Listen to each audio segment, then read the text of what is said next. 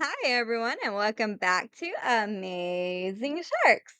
This week's video is part two of our prehistoric sharks. And remember, you guys, hashtag how's it feel? Use these examples of learning why sharks are so important for our oceans. That's the whole purpose of this channel is to encourage people to want to take care of our oceans and to see how important sharks are to the ecosystem.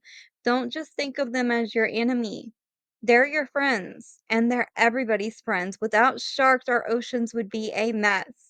All right, and without further ado, we are moving on. Our first shark is called the Adestus. Now, this is one I know you guys are going to love. This shark is so freaking cool. So, the Adestus, you guys, lived about 300 million to 320 million years ago. It looks quite odd. It is often called the scissor tooth shark.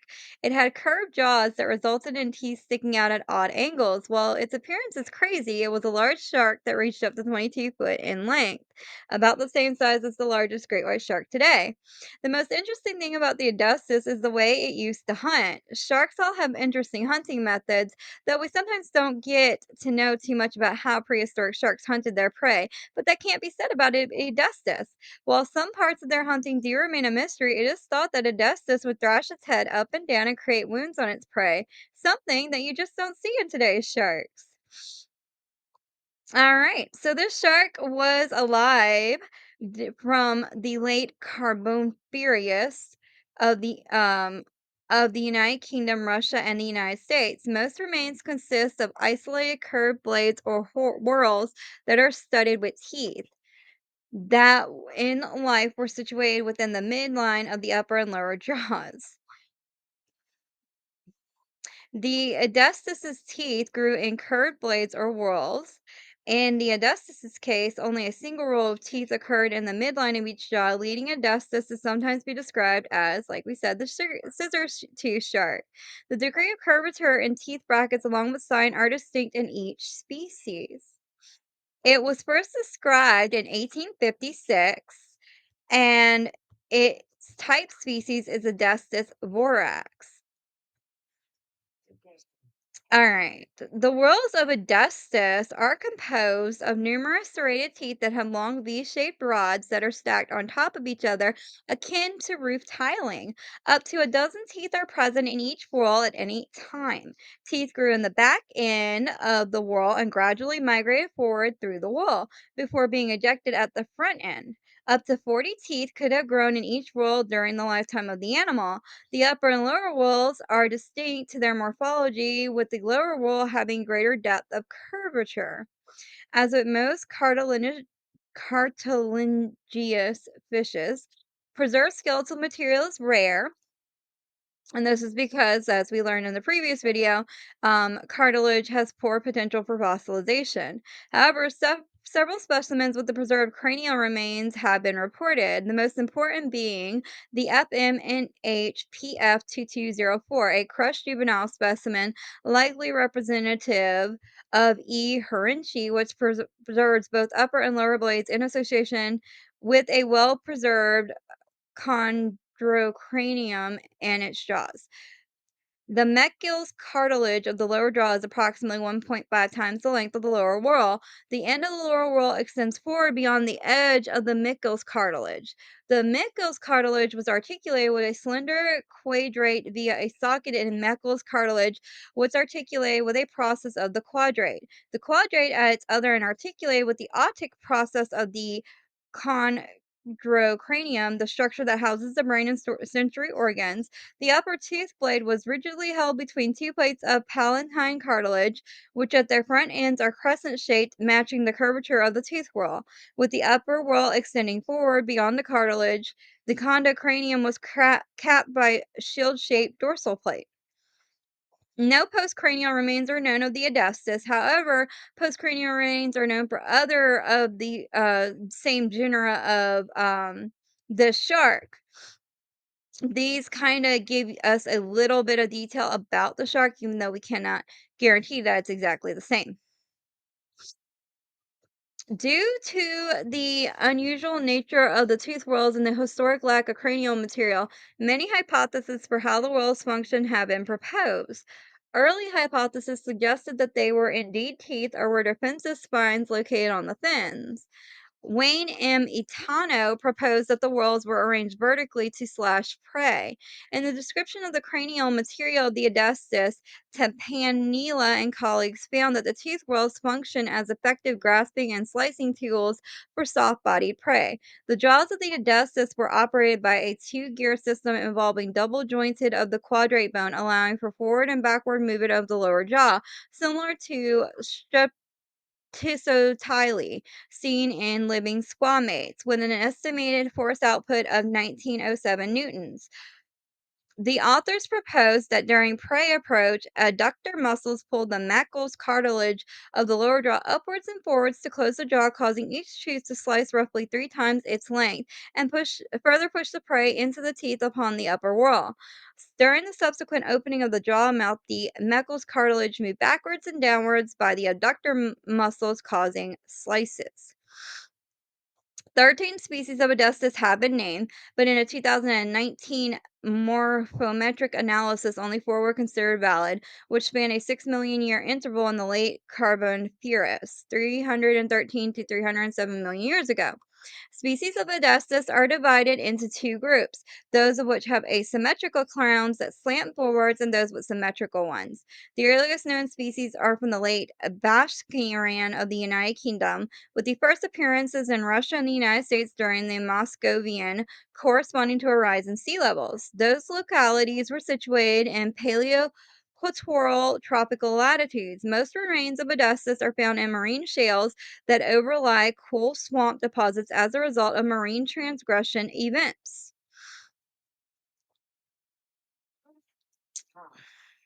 And that, you guys, is the Adestus. And you guys, seriously, look at this picture. This is such a cool looking shark, right?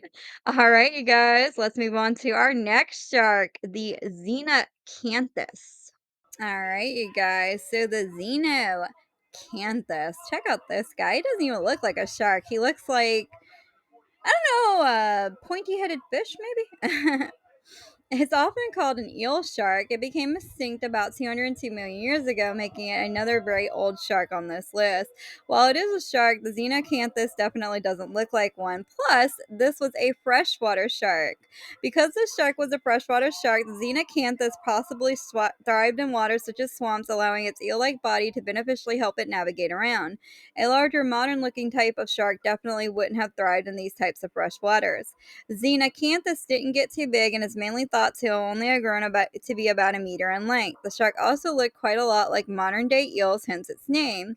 The most interesting thing about this shark is its spine. The Xenocanthus had a sharp spine that possibly contained venom, making the shark act almost like a stingray can. This spine, therefore, is thought to have been the main form of protection against predators that often were much bigger than the Xenocanthus. The name Xenocanthus is an ancient Greek name which means foreign, alien, and spine. It is an extinct genus of Xenocanth cartilaginous fish, and fossils of various species have been found worldwide. It is relatively small. It reached about 3.3 foot long to 3.9 foot long. Um, Males reach 0.66 foot and females 1.12 foot. The dorsal fin was ribbon-like around the entire length of the back and around the tail, where it joined with the anal fin. The arrangement resembles that of modern conger eels, and Xenocanthus probably swam in a similar manner. A distinctive spine projected from the back of its head and gave the genus its name. The spike has even been speculated to have been venomous, perhaps similar to the stingray. The teeth had an unusual V shape, and it probably fed on small crustaceans and heavily scaled paleonoscid fishes. As with many Xenocanthus is mainly known because of fossilized teeth and spines. Fossils are known from the Carboniferous Permian of North America, Europe, and South America. Triassic species have been moved into the separate genus Morodontus. And that is all we know about the crazy fish known as the xenacanthus. All right. So up next, you guys, we're going to talk about the clados leish. I think that's pronounced right. Don't promise me on that one. Anyways, look at the picture. That's what we're talking about. All right, you guys, check out this guy. So, what is so important about this guy that he would be grouped with some really cool prehistoric sharks? This shark is coined the first real shark. It lived more than 380 million years ago. While considered a shark, it has more in common with your average fish than your average shark. Much smaller and less muscular than sharks, they have a longer and slimmer body that is more akin to what large fishes look like. They also didn't have scales or any type of armor plates on its body. Another very interesting appearance trait, especially for that time period. During this time, the cladolaish was not a major predator in the ocean, probably because of its very fragile appearance. However, these sharks did manage to get away from apex predators by swimming very fast. While so different from sharks today, it's incredibly important to the evolution of sharks as a whole. Plus, the appearance of these sharks are so interesting and odd. What I think I like the most about it is it's got 4 freaking fins. How cool is that? All right. So this shark was very similar in shape to modern lamnid sharks, such as makos or the great whites, but was not closely related to lamnids or to any other modern shark. It had yet to evolve traits of modern sharks, such as accelerated teeth replacement, a loose jaw suspension, and amyloid teeth, and possibly claspers as well. Some 20th century studies considered this to be a basal member of the Elasmobranchi, the fork of cartilaginous fishes, which leads to modern day sharks and rays. More recent studies have identified distinctive traits of the chondrocranium, dorsal fin spines, and pectoral fin bases. These newly identified features support a close relationship to simnophores, a small group of bizarre conrichthians such as the bristle spine Sthethocanthus, Cladiocene, and Simoriforms may be more closely related to chimeras, which are a modern group of unusual deep sea fish, than to true sharks and rays. Growing to several meters in length, it is considered to have been a fast moving and fairly agile marine predator due to its streamlined body and deeply forked tail. From both an anatomical and historical perspective, it is one of the best known of the early chondrosthians, in part due to an abundance of well-preserved fossils discovered in a Cleveland shale on the south shore of Lake Erie. In addition to the cartilaginous skeleton, the fossils were so well preserved that they included traces of skin, muscle fibers, and internal organs such as the kidneys. So we know quite a bit about the anatomy of this fish due to those fossils. The chondrocranium was low with a broad triangular sphenoid region above and between the eyes, followed by a somewhat smaller otic region. The ethmoid region at the front of the chondrocranium is unknown, but it was likely shorter than the overhanging rostrum of modern sharks. The underside of the chondrocranium is perforated by various nerve and blood vessel openings. A deep excavation is present at the rear tip below the connection to the spinal column. The jaws themselves were somewhat lightly built and hosted a series of transverse tooth rolls sitting within scalloped grooves. Fossils reconstruct a terminal mouth opening at the front of the head, similar to modern frill sharks, but unlike other modern sharks. The teeth themselves are quite interesting. Like many other early sharks, they had cladoni teeth with a large and sharp central cusp surrounded by 1 or 2 pairs of smaller cusps. So that is really interesting. They look really cool. The spinal column was cartilaginous and poorly preserved without calcified centra encompassing the notochord. Typically, only pointed, closely spaced neural arcs can be observed in fossils. All the fins have the same basic structure, a wide base which is continuous with the torso, and a subtriangular profile supported along nearly the whole length of the fin by cartilaginous rods known as radials. Only a few radials are segmented, with thicker radials concentrated at the front of each fin and thinner radials concentrated further back. All right. So, let's see. So what we know about this shark is both the Claudiostach and Cathodians, or spiny sharks, were close to the base of the Elasmobranchi, but also that both taxa carried unusual specializations relative to the estimated ancestral condition, because as we learned, this shark is known as one of the earliest sharks. There are a few arguments when it comes to this shark that are going on in scientific study, but as we find more specimens, we of course will learn more about the shark. Now, more recent information on this shark's anatomy has led many authors to propose close relations between this shark and some moriforms such as Stethocanthus and Thylacatus. The dorsal spine of this shark appears to be homologous to the unusual head structure prevalent in simiforms, and many similarities are also present in the brain case and pectoral region.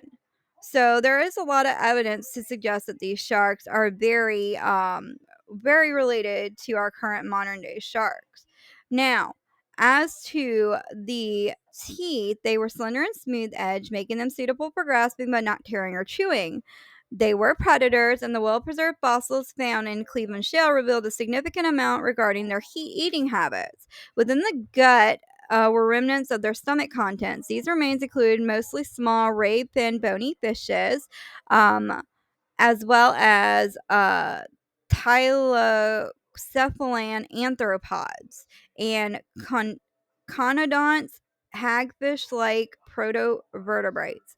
Some of the fish remains were found tail first within the stomach, indicating that the shark was a fast and agile hunter. A mystery that has yet to be resolved is its method of reproduction. It is not known to possess claspers, which are the organs found in modern sharks that are responsible for the transfer of sperm during reproduction. This is peculiar given that most other early shark fossils show evidence of claspers. While they may have used internal fertilization, this is yet to be demonstrated. Plastoid scales were present in this shark, but they are tiny and bluntly conical structures which are absent from much of the body. Large denticles occur on thin margins and adjacent to the lateral line, while three cusped scales are found along the margin of the jaw. The denticles have an internal structure of pulp cavity pockets encased by fused dentine. The eye was protected by a ring of numerous, more than 20 small dermal ossifications, which were initially interpreted as denticles with a function similar to modern scleral osteocytes. However, they were later reinterpreted as the true scleral ossicles, akin to the scleral rings of densely packed ossicles seen in the Thylacatus and Damicles. Scale, scir- Scleral rings are present in many modern bony fish and tetrapods, but modern sharks only retain a cup-like structure of calcified cartilage. The exceptional preservational conditions of the Cleveland Shale allow insights into soft tissue structures such as organs and muscles, which are not typically preserved in fossils. A pair of long organs were present between the pelvic fins and the caudal fins. These organs were packed with small tubules and may represent kidneys despite their unusual position.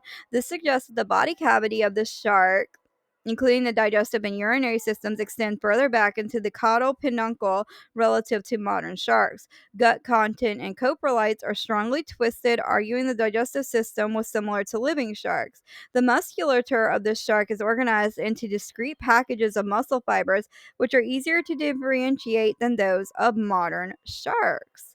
And so that is that shark. All right. So now we're going to learn about the helicoprion. Now, this is by far my favorite shark. I cannot wait to tell you about this shark and show you what it looks like. It's such a cool shark. All right, you guys, the helicoprion. But before we start on the helicoprion, my nephew Aaron, you met his sister Ashton. She did my bull shark video with me. Well, my nephew Aaron wanted to say hi to you guys. So this is my nephew Aaron. Hey, And what do you think of that shark? Doesn't he look cool? it's scary. Is scary. I don't think he's scary. This shark is also known as the buzzsaw shark. He lived about 290 to 250 million years ago. It also happens to be one of the most interesting additions to the prehistoric shark list. When the first Helicoprion fossil was found, archaeologists had no idea what they were looking at and initially thought they had found an ammonite. Eventually, it was discovered that this odd whirl of patterns was actual teeth. The helicoprion had a curled up jawbone of teeth that was rounded and protruded from the lower half of its jaw. It is thought that the helicoprions were the first sharks to regrow their teeth after losing them, something modern sharks today must do in order to survive, therefore making the shark an excellent example of the evolution of sharks. Helicoprions were formidable sharks, especially as no shark previous to them could regrow their own teeth. These sharks also managed to live about 40 million years and survived the Great Permian extinction, which killed 90 to 95% of all living things on Earth and is thought to be the worst mass extinction in Earth's entire history. All right. So, the helicoprion, what else do we know about this guy? Well, let's find out. They have been found worldwide, as the genus is known from Russia, Western Australia, China. Can you say that word? Can you say it? Kazakhstan. There you go. Kazakhstan, Japan, Laos, Norway, Canada, Mexico, and what's that say? You know it. United States, Idaho, Nevada, Wyoming, Texas, Utah, and California. More than 50% of the fossils referred to as helicoprion are from the Phosphoria Formation of Idaho. An additional 25% of fossils are found around the Ural Mountains of Russia belonging to these species. That's pretty cool. That is pretty cool, right? They had skeletons made of cartilage, as do most sharks. We have a few fossils found, but it's mostly the tooth whorls.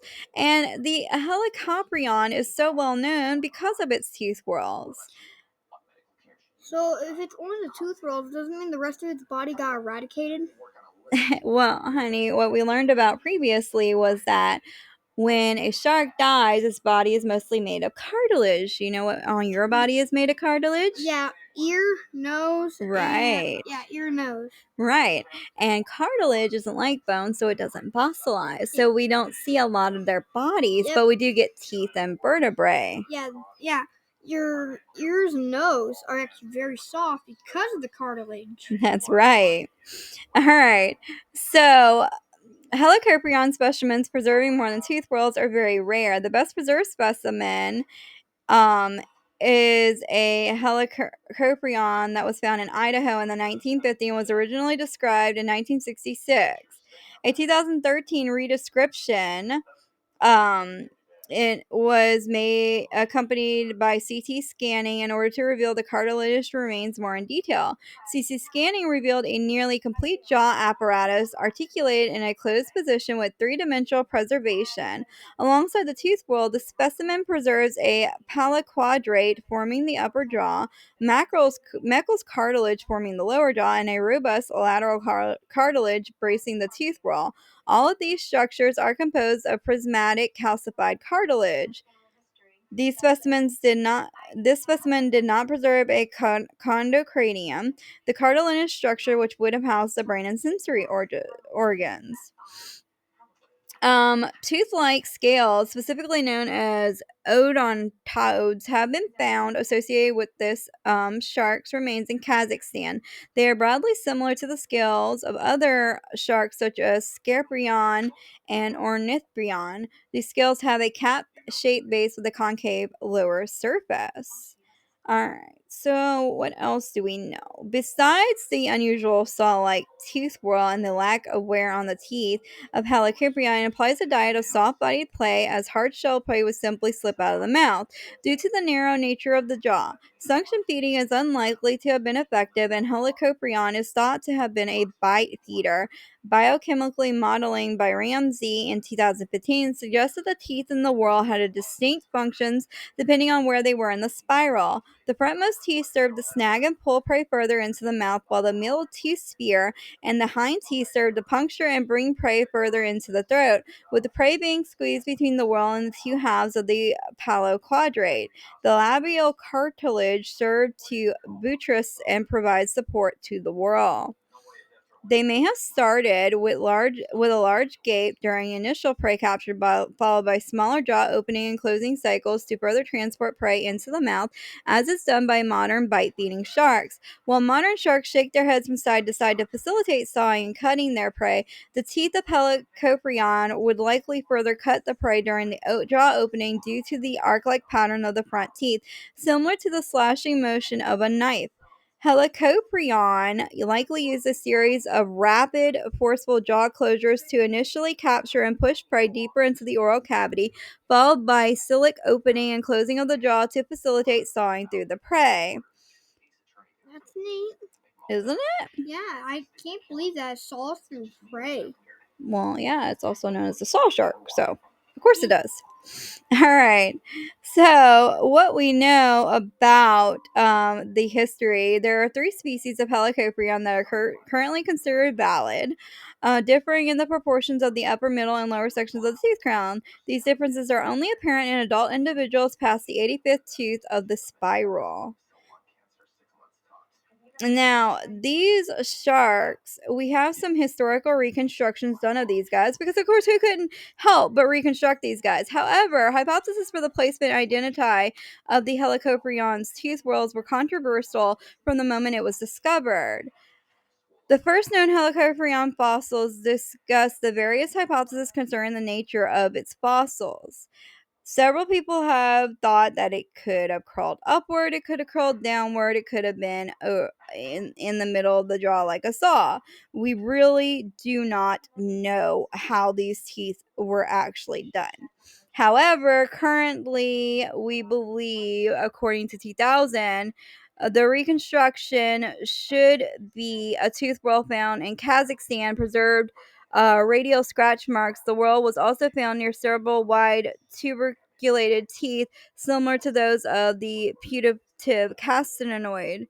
Lebedev's reconstruction presented a cartilage-protected tooth whorl in a physical position at the front of the long lower jaw. When the mouth was closed, the tooth whorl would fit into a deep longitudinal pocket on the upper jaw. Both the pocket in the upper jaw and the edges of the lower jaw would have been lined with dense rows of capatus-like teeth. This was similar to the situation reported in related helicoprions. As for Helicoprion's ecology, it was compared to modern cetaceans such as the sperm whale, dwarf and pygmy sperm whales, Risso's dolphin, and Culliver's beak whale. These fish and squid eating mammals have reduced dentation, often restricted to the tip of the lower jaw.